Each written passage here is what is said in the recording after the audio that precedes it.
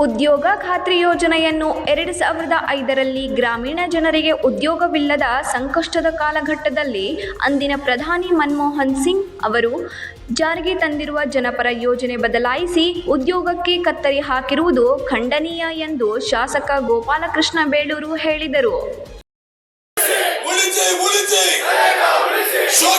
ನರೇಂದ್ರ ಮೋದಿಗೆ ಭಾರತ ದೇಶವನ್ನು ಭ್ರಷ್ಟಾಚಾರದ ಕೋಪಕ್ಕೆ ತಳ್ಳುತ್ತಿರುವ ಭ್ರಷ್ಟಪನ ನರೇಂದ್ರ ಮೋದಿಗೆ down down down down down down.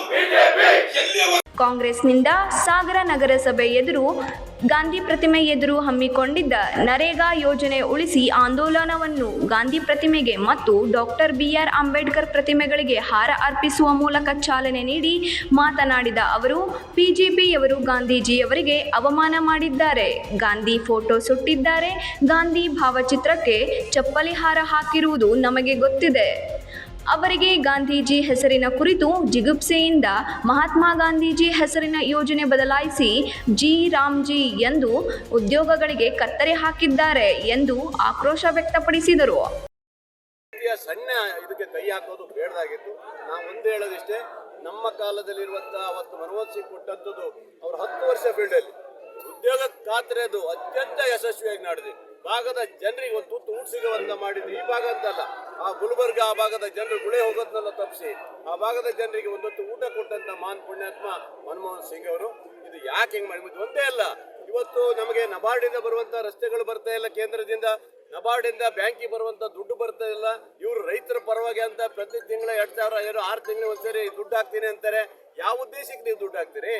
ರೈತರಿಗೆ ಸಾಲ ಕೊಡಕ್ ಆಗ್ತಾ ಇಲ್ಲ. ನಾವು ಇವತ್ತು ನಬಾರ್ಡಿಂದ 200 ಕೋಟಿ ರೂಪಾಯಿ ನಬಾರ್ಡ್ ದುಡ್ಡು ನಮಗೆ ಬರಬೇಕು, DCC ಬ್ಯಾಂಕಿಗೆ ಬರ್ಬೇಕಂದ್ರೆ ಲೆಕ್ಕ ಹಾಕಿದ್ರೆ ಎಷ್ಟು ಕೋಟಿ ಬರ್ಬೋದು, ಎಷ್ಟು ಸಾವಿರ ಕೋಟಿ ಬರ್ಬೇಕಂದ್ರೆ ಅಂದ್ರೆ ತಾರತಮ್ಯವನ್ನ ಮಾಡೋ ಮೂಲಕ. ಬಳಿಕ ಪಂಚ ಗ್ಯಾರಂಟಿ ಯೋಜನೆಗಳ ಅನುಷ್ಠಾನ ಸಮಿತಿ ತಾಲೂಕು ಅಧ್ಯಕ್ಷ BR ಜಯಂತ್ ಮಾತನಾಡಿ, ದೇಶದ ಗ್ರಾಮೀಣ ಜನರ ಉದ್ಯೋಗದ ಹಸಿವನ್ನು ನಿವಾರಿಸಿ ಆರ್ಥಿಕ ಸಾಮಾಜಿಕ ಭದ್ರತೆಯ ಜೊತೆಗೆ ಗ್ರಾಮಗಳ ಅಭಿವೃದ್ಧಿಗೆ ಮುನ್ನುಡಿ ಬರೆಯುತ್ತಿರುವ ನರೇಗಾ ಯೋಜನೆ ಉದ್ಯೋಗ ಖಾತ್ರಿ ಉಳಿಸಿ ದೇಶವನ್ನು ರಕ್ಷಿಸಿ ಎಂದು ಆಗ್ರಹಿಸಿದರು.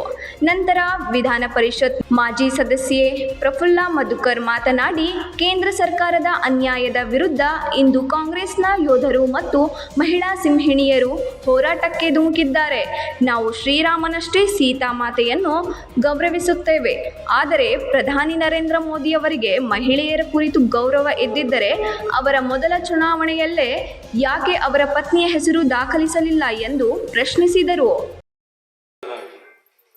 ಯಾವ ಭಾಷೆಯನ್ನಾಗಲಿ ಅವನು ಈ ದೇಶದ ಪ್ರಜೆ, ಅವನಿಗೆ ಸಮಾನ ಹಕ್ಕುಗಳಿದ್ದಾವೆ, ಅವನಿಗೆ ಸಮಾನ ಗೌರವಗಳಿದ್ದಾವೆ.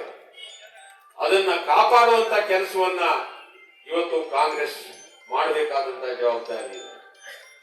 ಇವತ್ತು ನೋಡಿ, ರಾಹುಲ್ ಗಾಂಧಿ ಅವರನ್ನ ಒಪ್ಪು ಅಂತ ಹೇಳಿ ದೇಶದಲ್ಲಿ ಪ್ರಚಾರ ಮಾಡೋದಕ್ಕೆ ಸಾವಿರಾರು ಕೋಟಿ ರೂಪಾಯಿಯನ್ನ ಖರ್ಚು ಮಾಡಿದ್ದಾರೆ ಬಿಜೆಪಿಯವರು. ಆದ್ರೆ ಯಾರು ಒಪ್ಪು?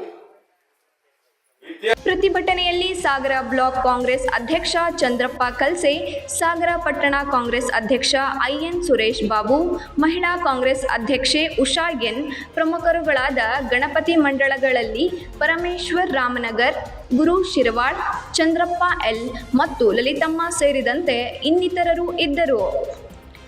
ರವಿ 9 ಲೈವ್ ನ್ಯೂಸ್ ಸಾಗರ.